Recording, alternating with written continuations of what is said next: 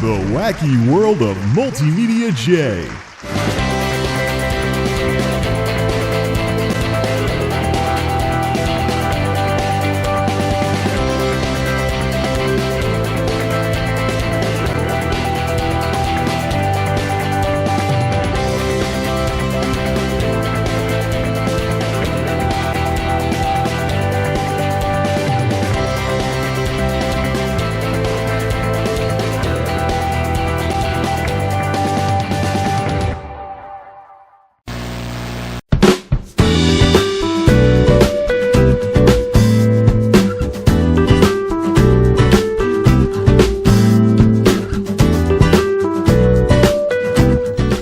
Today's the day we get to actually have some fun with this Lenovo box before bringing it over to the folks' place and then cleaning up this wiry mess afterwards. So it basically ran all night, updating the living daylights out of itself, and it's actually running very smoothly now that it's not constantly downloading stuff in the background.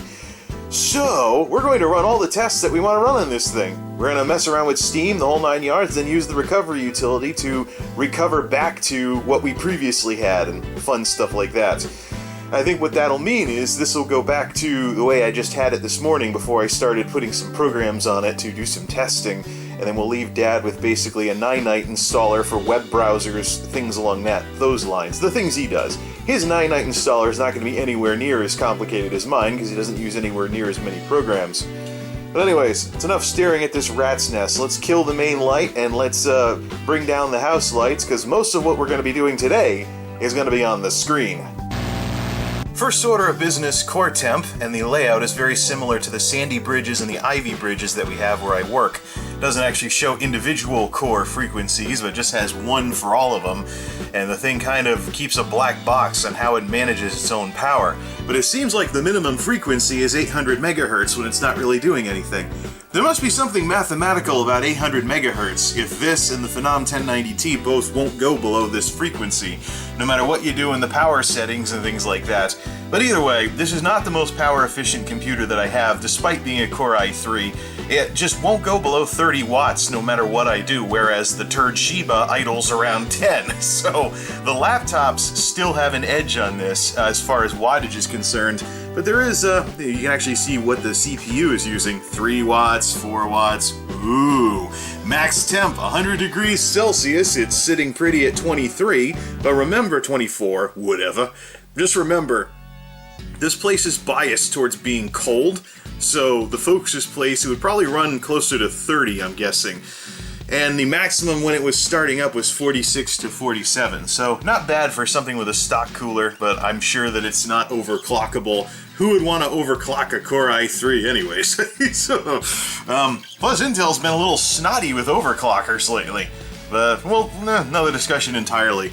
22 nanometer, 54 watts maximum power versus Tuxedo's 125. Yeah, that I got to do something about that. I don't like the high wattage of my desktops. I'm hoping that Zen will address that. 2 cores for 4 threads, so a fake quad core, but at least it's not a true dual core like the refurbs would have been. So, shoot, Dad's coming up from a single core machine. He might be spoiled by all this quad core goodness. So yeah, 800 megahertz when it's not doing hardly anything, and it ramps up to 3.6, 3.7 when it actually is running full blast. So you can look up the maximum frequencies of these chips on just about any website that sells computers. But the minimum frequency for power reasons and whatnot, how much is this thing going to behave itself when you just need to poke around in your email and stuff? This is definitely something worth noting here. Although the kilowatts results are telling me this thing is not going below 30 watts. Maybe if I tried an SSD I could improve things any, but the power management is such that, well, maybe we could always... 30 watts! How much more do we want to split hairs? I can't get any of my desktops below 80. Whatever. Crystal Disc Mark. I still don't understand the whole anime character thing, but anyways, here's the results. 120s basically for sequential read and write speeds versus 150 to 160 for the top-end mechanical drives, and way higher than that for SSDs. So hopefully this thing doesn't chug too much, but remember those numbers in case I get to compare these numbers for his old machine running Vista if we do a swap, and I try to repair the one that he has currently as a backup. I don't know though. After he's had some time with even a fake quad core like this, he's probably not going to want to go back to that E-machine. Yeah, so that's the whole story with that. 120s for throughput. Garbage compared to an SSD, but the turd Shiba's drive was doing only 70 or 80 maximum, so better than what comes on some laptops nowadays. Unigine Valley, default settings. The internet says that the integrated graphics on AMD's APUs are better than the integrated graphics on Intel Haswell. We'll see about that. The number to beat at 1080p is 15 frames a second, because I believe, was it the turd Shiba that got that? Let's see what happens. We'll just run the basic stuff here. Keep in mind we do have a mechanical drive, not like that counts for anything, except the load times.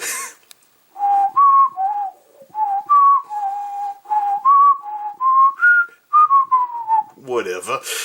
Yep, definitely noticing that mechanical drive now, but look at the pretty scenery. Too bad it's gonna suck when it's in motion. Hey, where's my sound? You can see the lights. Maybe I should have brought out the fake can. Oh, brother. Suffer, Haswell. Well, Dad didn't want to play games on this thing, and he's not going to. This thing may be upgradable, but out of the box, Unigine Valley is a complete and total slideshow. 6 frames per second. 6. While this is running, let's get out of here. Oh man, this is bad. Alt-tab, quick, while it's running. Let's Alt-tab over to, oh yeah, we're hitting nearly 50 degrees. 3.6, just under 3.7 gigahertz, and heading towards the 40 degree mark. Oh man, yeah, integrated graphics suck. This is why AMD processors still actually sell, because you get better integrated graphics in laptops and things like that. Wow. Let's toggle the quality. Where's my mouse? Ah, shoot. How do we get out of this? Alt F4? Looks like it's gonna come down to that. Yeah, let's try it in low mode, see how much things get better. This basically is a laptop in a box as far as 3D performance is concerned. Low mode. Let the torture continue.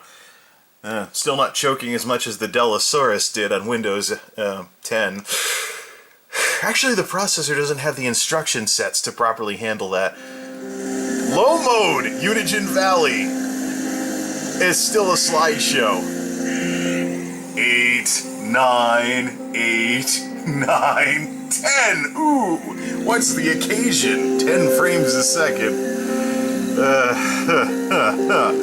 I think this is my answer on whether, yeah, forget the testing with the Steam library. We are not playing any games on this thing without some kind of graphics card. It's going so slow the camera won't even stay focused properly on the screen. There we go.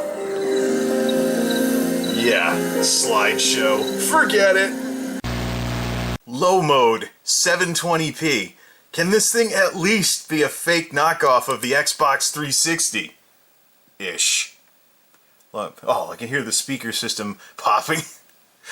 Oh man, the processor's having trouble with the sound. Okay, that looks a little better. But we're still, I mean, was I able to get 1080p with Unigine Valley on the turd Shiba?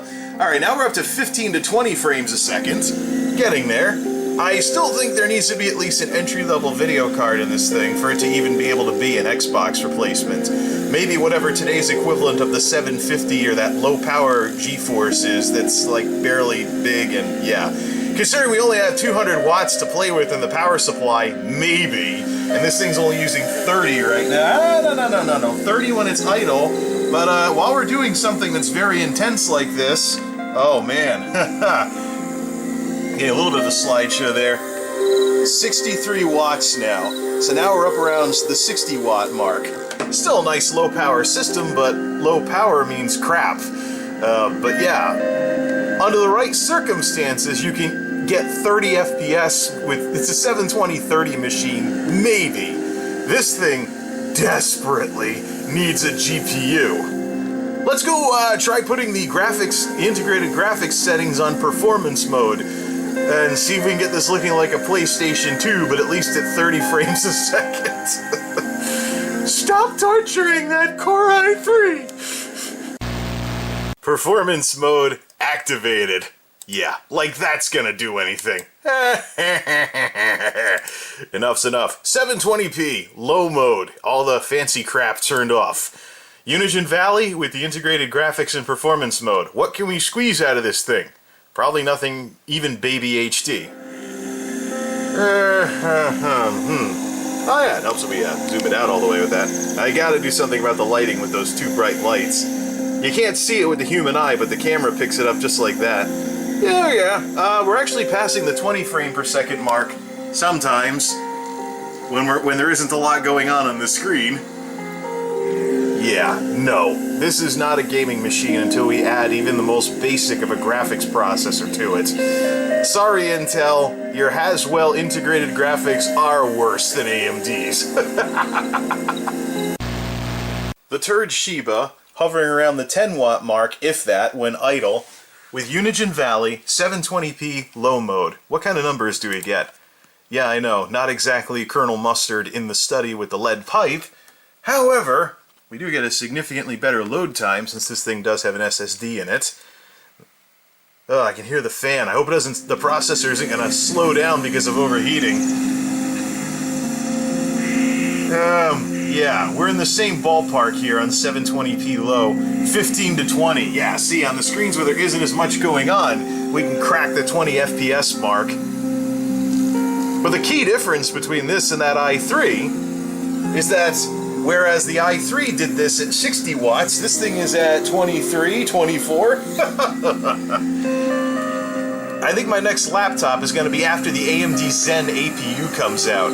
See what that sucker can do in terms of efficiency if AMD can deliver on those promises of better performance per watt. Heck, the Carrizo coming out might be worth it, but that's still the construction equipment crap in terms of their processors.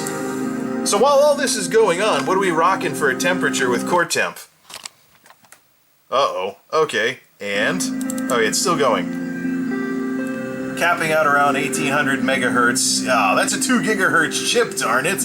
That thing's not running full speed. Oh, there we go. Now we're running full blast. Max is, yeah, that's the, oh no, wait, mobile CPU. I'm reading the wrong thing. 105 max temp versus 67. We got it up to 76 grand total. Alright, so yeah. It's in a league with the turd Shiba. The difference is that the Lenovo box can actually be upgraded. Alright, that's enough cooking the turd Shiba for now. Back to the Lenovo box. Well, we're back in Lenovo land, and we're done cooking the turd Shiba for a while here. So basically, we have a laptop in a box that uses a little bit more power when it comes to what it can do out of the box. And that's what we're going to test with NovaBench here. So I think we're going to skip playing any games on this thing, because if it chokes on Unigine Valley, it's probably going to give me similar results to the turd Shiba in terms of gaming, just with stronger CPU, weaker GPU, and I already have a video over on Dailymotion from trying to play various Steam games on the turd Shiba and use it as an APU console running Windows 10. For the meantime, though, let's run NovaBench. Now, the turd Shiba actually hadn't been NovaBenched yet for some reason, so I ran that last night. It got about 500-something, of which 300-something points came from the processor. With this thing, well, Tuxedo is 1300 max with up to 600 from the processor, so let's see what this thing can do. Start benchmark tests. It registers as 3.7 gigahertz max speed for the Core i3, interestingly enough, but we also only have 4 gigs of RAM, whereas there's 8 gigs on the turd Shiba. But anyways, Core i3 Haswell. Let's see what this thing can do with NovaBench. Floating point operations. Real time, of course. Integer operations, put the mouse over there. Now, the interesting part here is because I'm skipping the gaming tests, I can probably just uninstall a few things and just that'll be that. We'll defile this thing with AOL and send it on its merry way. As far as a modem test goes, it already has... Oh, there we go, 3D graphics. What do we have for frame rates with this flyby at 8x6? 100-something. That is less than what I got from the turd Shiba. So yes, weaker CPU, stronger GPU for the AMD chips, and the opposite is true for Intel. Not to say that Intel can't do graphics built in, but okay, so we actually do have something on par with one of the last silver bullet scores. 684. So we're in the 6s. It gets a higher overall score than the turd Shiba. 127, 478 from the processor. So yeah, stronger CPU, because the turd Shiba, I believe, only got 3-something. Graphics test score of 38. Hardware with the drive write speed at 130 megs a second. So yeah, as we expected, much like a business computer, the graphics did the worst. So let me add this to the profile and find the results from the turd Shiba earlier and see how they compare. It's side-by-side time, brought to you by Microsoft Edge. One of the few times I'll actually use Microsoft Edge, but if Dad wants to mess around with a Mozilla Firefox account or a Google account, he can do so on his own time. I'm just going to borrow Edge for a bit to compare these two machines. Lenovo box is on the left, turd Shiba is on the right. So, 684 versus 555, Core i3 4170, 3.7 gigahertz. Versus AMD A8 6410 with 8 Radeon R5 capping at $2,000. Integrated Intel, integrated AMD Radeon. 4 gigs of RAM, score of 127, 6-something better RAM throughput from the looks of it, versus 149. So for whatever reason, it must be because this has more RAM that it gets a higher score, because the throughput is actually higher on this stuff. So anyway, CPU 478, there's the details right there, versus 317, to be expected, because usually Intel is stronger on the mathematical side and AMD stronger on graphics, which holds true here with the graphics score. 38 with an average FPS in that test of 129 versus 225 and 70, and now hard drive versus SSD. For whatever reason, the SSD did not have a good night last night. 41 versus 19. I don't know what happened there, because that machine is solid state. However, I did find something that I forgot to turn on as far as performance goes with Intel SSD Toolbox. So it might be worth it for me to run this again to see if I can get better SSD results. Now the dreaded moment. Now we defile this computer with a disaster known as AOL. Because for whatever reason, he still wants to use it. This part will not be on camera, for both of our sakes. And I will not be signing into AOL because I don't have an account. He does. He can figure this crap out tomorrow, when I bring the machine over with the USB modem. Which, by the way, is completely plug and play. It's just poof, just like a USB drive, just plug the phone into the other end. And it's hardware based too, so the computer slows down, it won't cut your connection. Okay, enough giving people flashback to the 90s. Let's get this over with. Or not. This is what it looks like nowadays, where they get rid of the triangle logo. And this is why I'm doing this part over broadband. Nyak, nyak, nyak, nyak. Also of note, this AOL logo right here seems to be similar looking to the Lenovo logo. Maybe these two will get along pretty well. Yeah, right. Goodbye. Oh, man. It's the year 2016, and AOL is still using goodbye from like 20 years ago. You'd think that AOL on Windows 10 would tear a hole in the universe or something, but apparently it works. Well, it looks like this machine's about as ready as it's going to be right now. I'm waiting for a response from him for the key code for his WebRoot antivirus subscription, so we can see if typing it in here is going to work, and then we'll just install over broadband. That'll be one less thing to do, and we can dump the McAfee for now. But I'm actually going to leave, because there isn't a lot of bloatware except maybe Candy Crush, if that counts. I'm actually going to just uninstall a few things, and this thing will be ready. No need to re-image back to what we had earlier. Matter of fact, it might be worth it to do another backup. There's plenty of room on the hard drive, and he's not going to fill this thing up because he doesn't do a lot of multimedia stuff unless email counts. Load a few more things on here. It's got his haha AOL ready to go. The modem pre-install is already up and running with no drivers needed, just Windows defaults work for it. It's hardware based too, so it's not like a USB soft modem or anything, but just the fact that it's a modem is what bothers me. Well now, I'd say we've got ourselves a computer here. Everything's in, the web root password went through, he's got his AOL, he's got his web root. I think this thing's ready for him. I've got a few things like LibreOffice and some utilities like CoreTemp for him and things like that. But for the most part, he's all set. He should be good to go when we bring this over tomorrow. I'm just going to play around with some older benchmarks than Unigine Valley to balance out the remainder of this little experiment today. All things considered, I actually would buy one of these things for myself. I would actually pick one of these things up because it's actually a pretty decent system. You know, there's this stigma in the world of PC building against OEM systems because people don't want to spend money on retail systems when they can just build from scratch, but you can enjoy some OEM discounts on a starting point, so to speak. If you get one that's standardized enough and not too proprietary, you can actually have a good starting point for a proper upgrade path and not have to keep buying full systems if anything breaks. And fun stuff like that.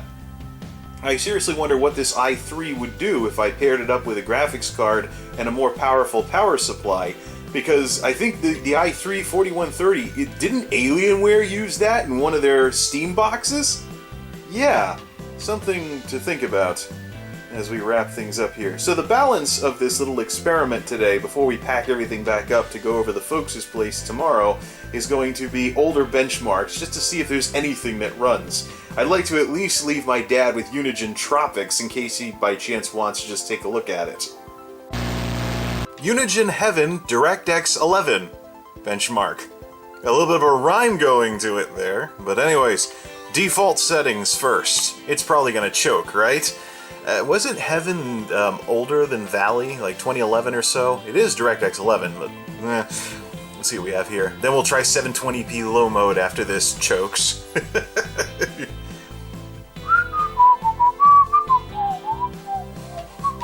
Come on, mechanical drive. Oh, the wireframe turns to texture as it loads. Or does it?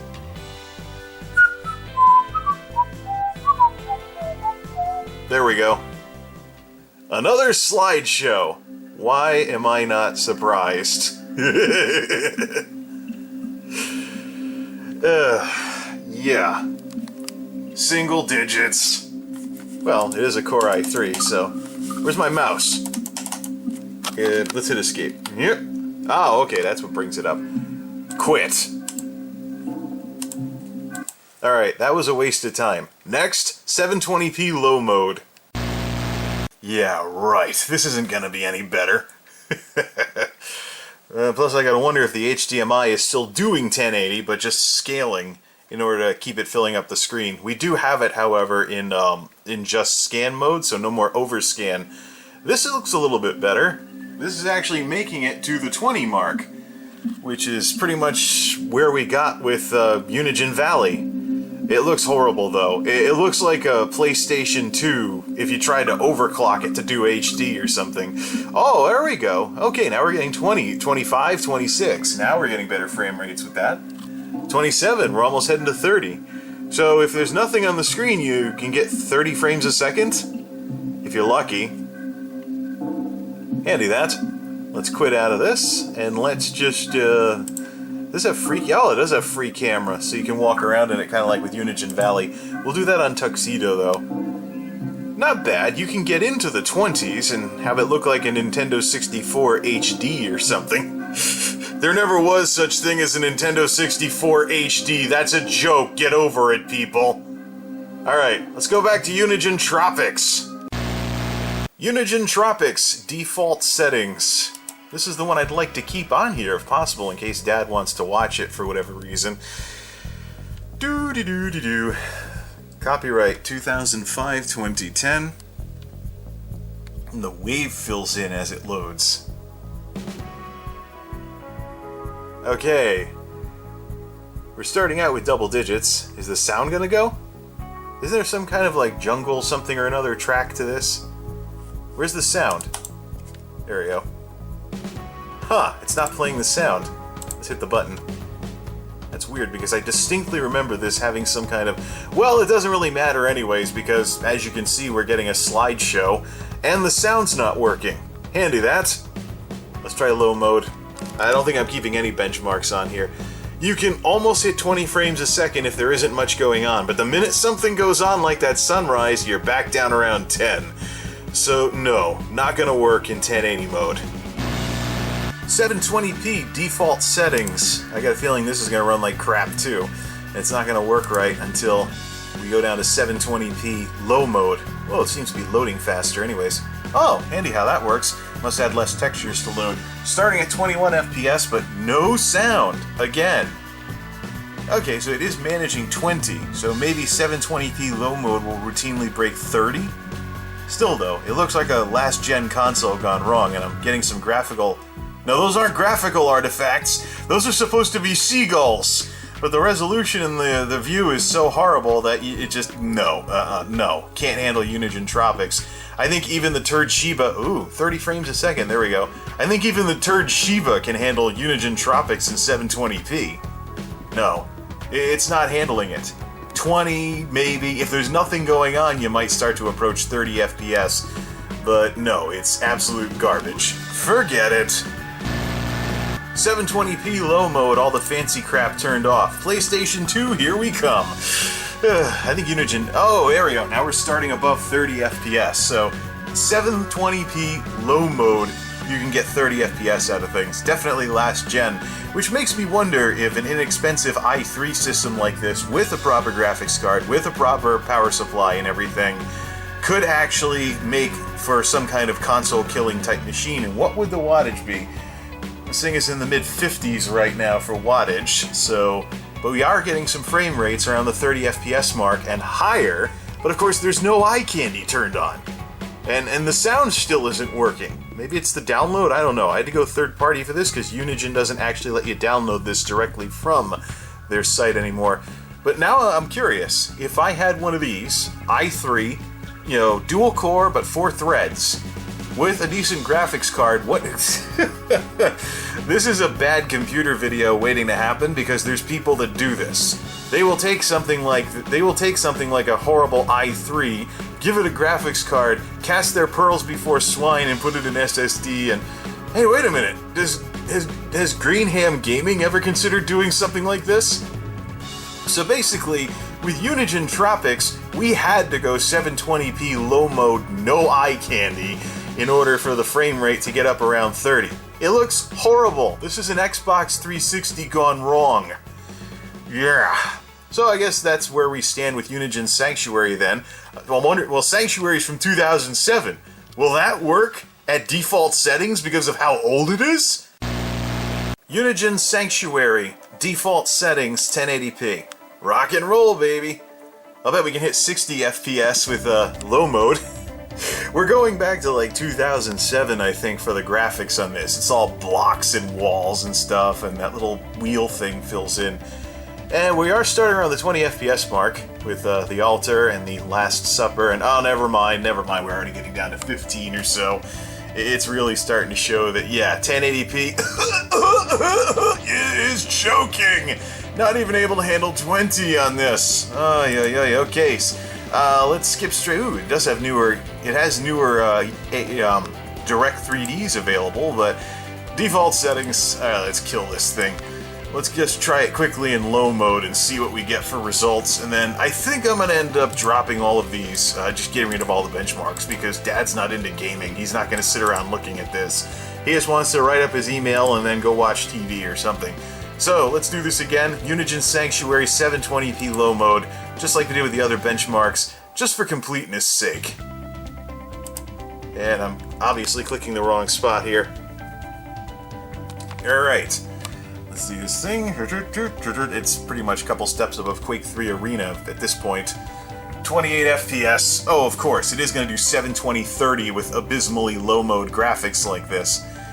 Genuinely curious now. If I had one of these, well, unfortunately the sale ends today, so I'm not going to be able to catch one of these, but if I could find an i3 4130 system, small thing, put in a little graphics card or something, maybe upgrade the power supply or something like that, could I make a gaming system that would play something at medium settings?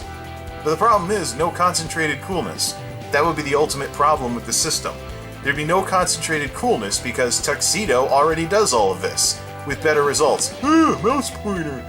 We are getting up to 40 FPS though with these church walls or cathedral or whatever these are supposed to be with this really old benchmark. But again, the sound isn't working on these old ones. Maybe there's something with going out through HDMI on these old benchmarks that's screwing everything up.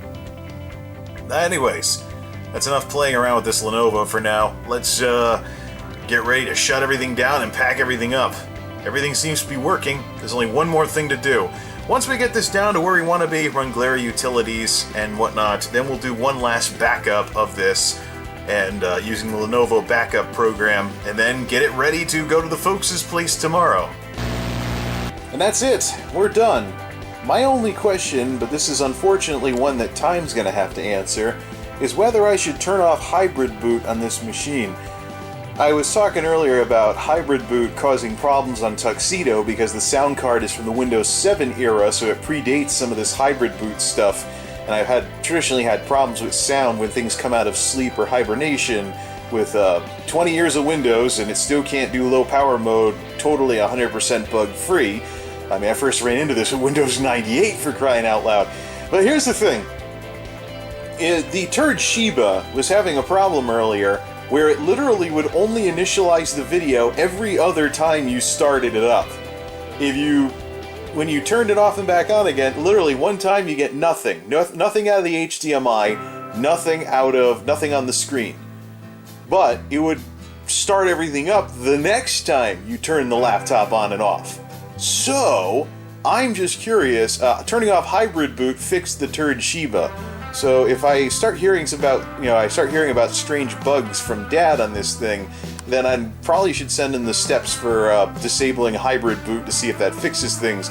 Except when we turn off hybrid boot, that's going to cause problems because this has a mechanical drive. The startup's going to take longer.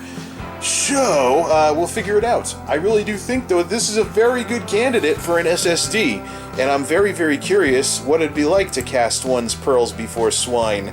And Minecraft, I'm very curious what it would be like to cast one's pearls before swine and basically, pair up a Core i3 4130 with some smoking gaming hardware. What kind of performance could we squeeze out of the darn thing without getting CPU limited? What, already? It shut down the video system? Huh, interesting. Very good system, though. I'm genuinely impressed. It's definitely a system that I would buy for myself. And I'm going to try more Lenovo stuff later on if they keep up the good work. They bought out IBM's computer division when IBM wanted to go all network stuff like servers in 2005, but I'd say they definitely have some decent computers these days. Here comes some people roaring around in their loud cars because it's Saturday night. And it's a holiday weekend, so... Interestingly enough, when you turn off the system, the wattage drops to 0. So maybe the 0.5 watts is because I applied power, so a few things started up, like the USB and things like that. Okay, that's it for the Lenovo then. We will box this thing back in the original box, bring it over to the folks' place, and hopefully that horrible E-machine that Dad's been running into the ground for the past 10 years, well, just under 10 years, is a distant memory by this time tomorrow night. Till next time, this is MultimediaJay, signing off. Thanks for stopping by.